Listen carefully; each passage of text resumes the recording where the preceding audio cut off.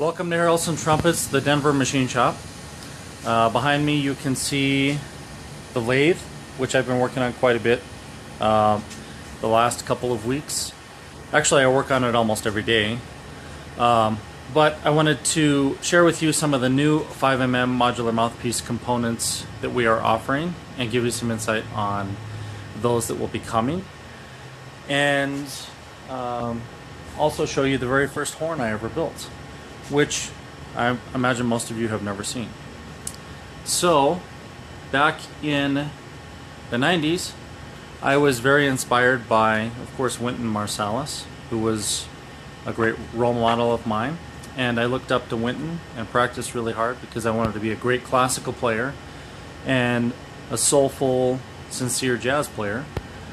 And he was one of the greatest players that I knew of. Of course, Wynton introduced me to a lot of other players who I then followed as well and learned from. But as you can see, back when I was, I don't know, 19 years old maybe, I built this horn, and the stars were inspired by Wynton's Monet. So, I want to show you some special things about this horn that very few people have ever seen. Aside of the stars and maybe the shape of the bracing, nothing about this is similar to what Wynton's trumpet looked like or how it played. I had this theory when I was in college that I can improve the efficiency of a trumpet by reducing the amount of vibration in the tubing wall. And I went into the physics lab in college and studied with an acoustician from Yamaha who worked on their acoustic guitar projects, and together we learned how to do that and how to improve the efficiency of the trumpets. And I dropped out of college and started building horns. This was the very first horn I ever built using that theory, and I really didn't know what I was doing. I knew how to solder because my dad was a plumber, and he had me in crawl spaces for years cutting out pipes and replacing them with a space heater and a basic torch. So I knew how to solder. I wasn't afraid to take a horn apart. But there's something very special about this one. I'm going to pull the tuning slide out and show you the tuning slide. Hopefully you can see that. There are two tubes up here. And actually there are two tubes down here as well. There's a second one inside there. And the same is true on the trumpet. There are two up here and there are two down here. So there are actually four tubes where normally you would only have two. And I did that because I wanted to improve the efficiency of the trumpet, and I knew that thickening the tubing wall would prevent the energy from converting into vibration. So every single set of tubes on this trumpet has two sets of tubes. And it was very difficult to build something like this, especially on my first try, but I did. And I'm going to use this horn to demonstrate some of the new mouthpieces. So, I'm going to move the camera down here so you can see these, and we'll talk a little bit about what is new at Harrelson Trumpets.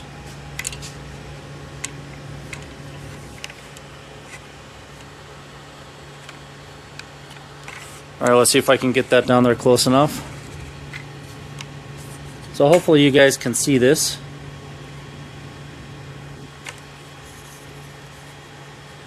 Okay, so we have some new trumpet body models, and let's see if I can get that a little closer.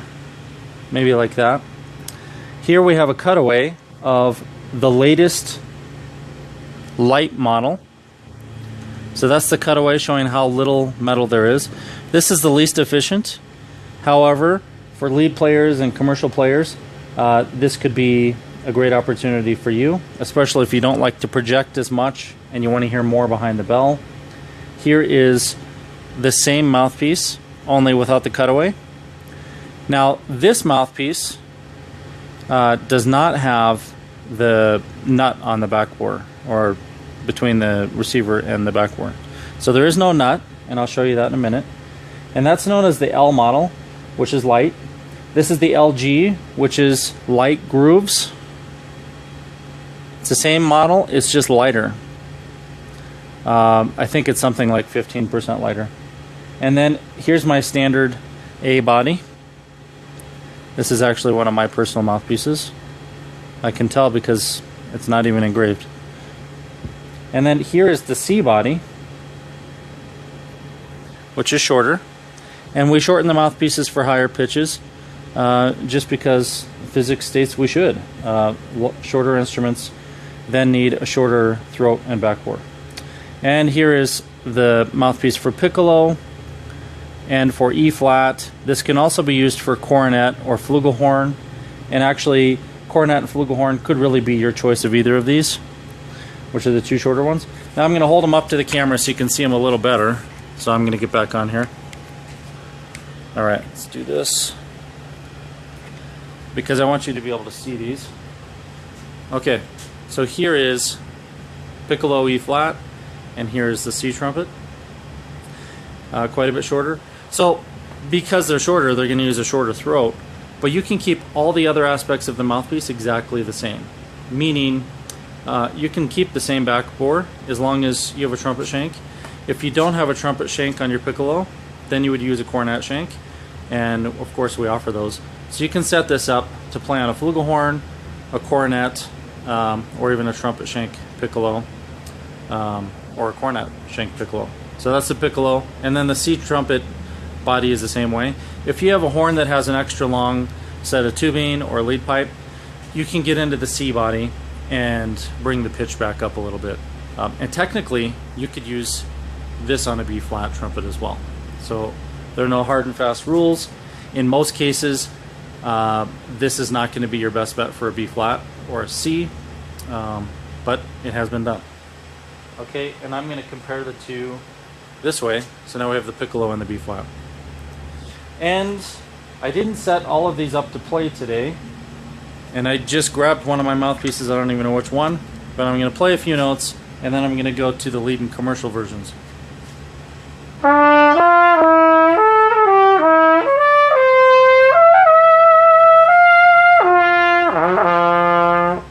Alright, there's my morning warm up.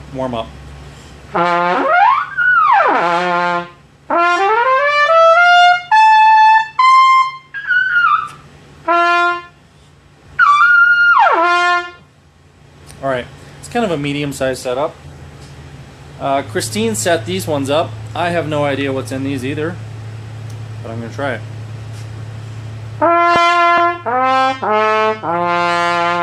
So this one's bigger and broader. It's got a medium-sized backbore, but much bigger cup and throat.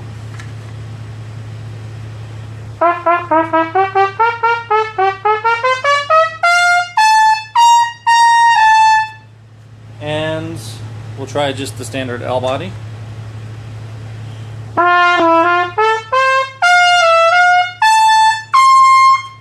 And both of these I can feel are losing more energy. It's going to be something that's quite obvious when you play the mouthpieces. And in clinics, I'll start bringing these ones. I used to bring skeletonized bodies to clinics so you could experience the efficiency gains of the larger bodies. Of course, some people want a less efficient mouthpiece, and there it is. So you can do that. I promised we would offer it, and a lot of you have been asking for it. So we do have it now. And then in this next round of production for mouthpiece parts, when I get to throats, I'll be introducing two new throat entrances that are specifically designed to play brighter and a little more forward for most of you who want that kind of sound, rather than the big broad tone that you're hearing on a lot of them. Like this one, the throat entrance is quite large. It's larger than really any throat entrance you're going to find from any other manufacturer.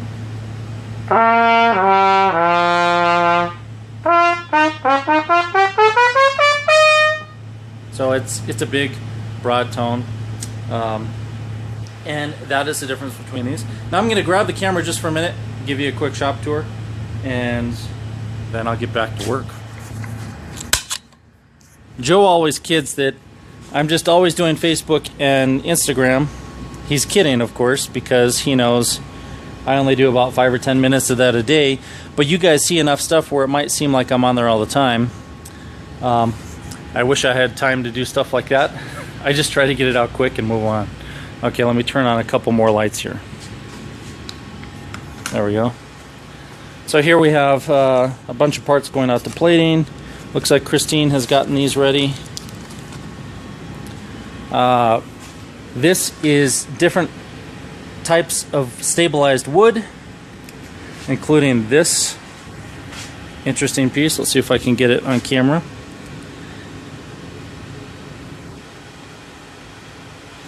And that is going to be a custom mouthpiece body, if I don't break it. We'll see. And then we also have some bird's eye maple. It's hard to see underneath some of these lights. There we go. It's a little better. And I'll get the light on in the lathe here. The lathe is set up to make bodies right now. I will be introducing grooves bodies, most likely early next week, that match the grooves bottom caps. And we will probably have a grooves receiver as well. And we do that stuff just because it's fun. There's no special reason for efficiency or anything else. It really is just to have a cool looking horn. Sometimes I mess with the aesthetics maybe a little too much, but I enjoy it. Okay, here are the mouthpiece bodies, and Jen was engraving these before she left from Minneapolis yesterday, but as you can see they've got Harrelson engraved on them, and we've got various versions. There's some of the Piccolo ones again. So these are a few, but we've actually made I think 150 or 170 bodies. So we've got some here, and then we have some here, and we just shipped a whole box of them out to plating, and we filled a bunch of orders for people that were waiting on those. Okay, and then I'm going to show you guys quickly the machine, the VMC, that engraves the bodies. And you would think I would just engrave them on the lathe, but they're actually done on the Herco. And that is because my lathe was never set up to fully use high-speed tools. So in other words, to engrave a very small, let's see, I'm going to call up a tool here so we can see it. To engrave a very small text like that, it's actually only 15 thousandths wide. That's more accurate and cleaner and more professional looking than any other engraving or stamping you're going to find on mouthpieces. And we do that not just because it's better, but because we have the tools to do it. So you get a nice, clean, more professional mark on our mouthpieces rather than using a stamp or a laser or something else. I would love to have that tool set up in the lathe. In the next lathe, we will set that tool up so it can do that. But there's no more room in that machine. So we actually bring them to a second machine to engrave them, which sounds ridiculous because it's a lot of extra work, but we got it down to 2 minutes. So it's not that bad. It really would have taken probably about 4 minutes to engrave on the lathe, and it takes 2 minutes of extra labor to do it on the VMC. The only thing is we have to set them up to do it together so that it goes quickly. So I'm going to pull up the tool so you can see it. I'm just pushing buttons here on the...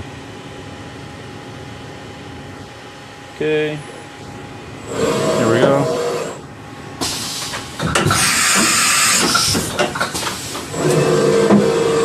So some of you have looked at having engraving done on your mouthpiece.